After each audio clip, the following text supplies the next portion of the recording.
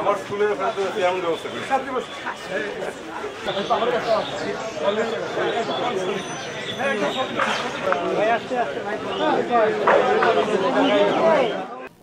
Building বানাতে হবে, অবশ্যই বানাতে হবে, কিন্তু মূল যেটা বিষয় সেটা হলো আমাদেরকে গুরুত্ব দিতে হবে এবং প্রকৃতই ব্যবস্থা নিতে হবে শিক্ষার মান উন্নয়নে। আমি অত্যন্ত দুঃখের সাথে লক্ষ্য করেছি, আমি তো পৃথিবীর অনেক দেশে গেছি, সংখ্যাটা নাই বললাম, বাঙালি আছে প্রায় সব জায়গায়, অনেক ক্ষেত্রে চাকরি করছে, ব্যবসা বাণিজ্য করছে অনেকে। সবচেয়ে কম বেতনে চাকরি করে বাংলাদেশে, প্রত্যেক দেশের লোকজন বেশি বেতনে চাকরি করে, কারণ আমাদের ট্রেনিং এর অভাব, শিক্ষার অভাব, এবং শিক্ষার অভাবের কারণে আমরা শুধু বেস লেভেলের কাজ যেগুলো সেগুলোতে যাই, সেগুলিতে আবার আমাদের এখান থেকে যে ম্যান পাওয়ার এজেন্ট আছে তারা আমাদেরকে এক্সপ্লয়েট করে।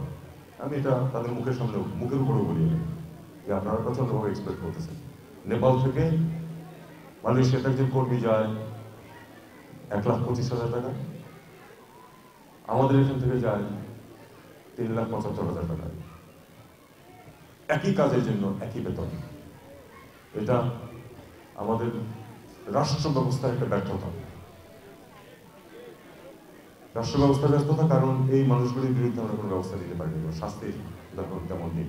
আমি এটা কিন্তু বলি, ওই এজেন্টদের সামনেও বলি, আমার সরকারের সামনেও বলি যে এটা হলো এটা। কিন্তু তার থেকে বড় জিনিস যেটা আমি দেখেছি যে কাতারে একটা এয়ারপোর্টে কাজ করছে দুইজন মানুষ, একজন বাংলাদেশি, একজন ভারতীয়, একই কাজ করছে, টেবিল পরিষ্কার করা, প্লেটগুলো নিয়ে কিচেনে দেওয়া, ইত্যাদি ইত্যাদি। ভারতীয় বেতন বাংলাদেশের 3 গুণ, সরাসরি 3 গুণ, 100 টাকা হলে 300 টাকা, কারণ সে নিজে ইন্টারভিউ দিয়ে চাকরি পেয়েছে, সরাসরি ইন্টারভিউ ইংরেজিতে। বাঙালি যে ছেলেটা গেছে সেই তাকে বললো তুমি ইন্টারভিউ দিয়ে আসো নাই কেন, সে তখন বললো যে স্যার ইংরেজিতে চাই না। ভাষা শিক্ষার কোনো বিকল্প নেই। আজকে যদি কেউ জাপানি ভাষায় N4 6 মাস থেকে 1 বছর লাগে শিখতে, জাপানি ভাষা যদি কেউ N4 অ্যাচিভ করতে পারে তার জন্য জাপানে অবারিত সুযোগ। জাপানের পপুলেশন কমছে তোমরা সবাই জানো, 1,10,00,000 কর্মী প্রয়োজন হবে তাদের 2040 সালের মধ্যে, মানে আগামী 15 বছরে তাদের 1,10,00,000 লোক লাগবে। সেই শূন্যস্থান পূরণের জন্য কিন্তু নেপালে প্রচুর জাপানি ভাষার স্কুল, নেপালের পপুলেশন আমাদের তুলনায় কিছুই না।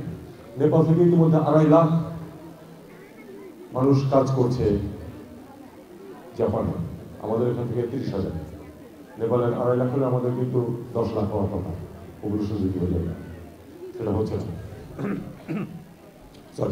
হচ্ছে না এই জন্য যে আমরা আসলে এই যে সুযোগগুলি আছে সেগুলি সুযোগ নেওয়ার চেষ্টা না করে আমরা শুধু চেষ্টা করছি যে কোনো মতে একটা শ্রমিকের কাজ জোগাড় করে বাড়ি চলে যেতে পারি না। আমি এই কথাগুলো একটু বেশি বলছি এই কারণে যে তোমাদের সামনে এই ছাত্রছাত্রী যারা আছো তোমাদের সামনে প্রচুর সুযোগ, শুধু লাইনটা দেখতে হবে। লেখাপড়ার কোনো বিকল্প নেই। আমার গ্রাম থেকে আমার পরিবার প্রথম বেরিয়ে আসতে পারছে কেন? কারণ আমার বাবা ছিলেন গ্রামের প্রথম গ্রাজুয়েট 1942-43 সালে, আরেকজন গ্রাজুয়েট ছিলেন বাবার বন্ধু, 1 বছর জুনিয়র, তার ফ্যামিলিটাও কিন্তু উঠে আসছে, কারণ তারা আগে লেখাপড়া শিখতে পেরেছে। যেই জাতি, যেই গ্রুপ, যেই ফ্যামিলি আগে পড়াশোনা শিখেছে এবং সেটা ফলো আপ করতে পেরেছে তারা উঠতে পেরেছে।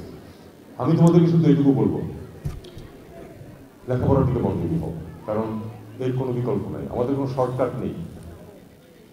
শর্টকাট যেহেতু নেই, কাজেই কঠিন পথে কিন্তু আমাদেরকে এগোতে হবে। আমরা সবাই এগিয়েছি কঠিন পথে, কঠিন পথে এগোতে হবে। সুযোগ আমাদের সময়ের তুলনায় তোমাদের সময় অনেক বেশি, অনেক অনেক বেশি, কিন্তু সেই সুযোগকে নিতে হলে যোগ্যতা অর্জন করতে হবে। যোগ্যতা অর্জন করার পথ কি?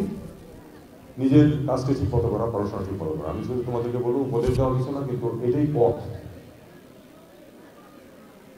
মাদক নিয়ে কথা বলতে হয়েছে,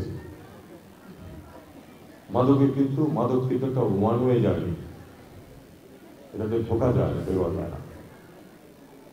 এই কথা চিন্তা করবো সবসময় যে আমি যদি এই পথ নেই আমার ফেরার রাস্তা থাকবে না। কাজেই তার আগে আমাকে সাবধান হতে হবে যে আমি যেন এই পথে না যাই। আমি এখানে কেউ কেউ হয়তো আছেন অভিভাবকরাও, তাদেরকে অনুরোধ করবো আপনাদের সন্তানদেরকে সময় দিন। খুব গুরুত্বপূর্ণ এই জিনিসটা। ব্যস্ততা থাকে, কাজ থাকে, কিন্তু সন্তানদেরকে সময় দিন। সময় যদি না দেন তাহলে বিপথে যাওয়ার সম্ভাবনা বাড়বে। আপনি খেয়াল রাখবেন যে আপনার ছেলেমেয়েরা কি করছে এবং তাদেরকে সবসময় সাপোর্ট দেবেন। সময় দিন মানে এই না যে তাদেরকে বকাঝকা করবে, সেটা কোনো প্রয়োজন নেই। তাদেরকে সময় দেবেন, তাদেরকে সাপোর্ট দেবেন এবং তারা যেন সঠিক পথে থাকে সেটা দেখবেন। আর ছাত্রদের প্রতি তো বললাম, ছাত্রছাত্রীদের প্রতি যে পড়াশোনা ছাড়া কোনো বিকল্প নেই, লেখাপড়াটা ঠিক মতো করো এবং নিজেদের উন্নতি করো, দেশের উন্নতি স্বয়ংক্রিয়ভাবেই হবে। তোমরা যদি যার যা পথ সেটা ঠিক মতো চলতে পারো এবং নিজেদের জন্য যথেষ্ট ভালো ব্যবস্থা করে নিতে পারো, সেটার যে যোগফল সেটা হবে দেশের ভবিষ্যৎ।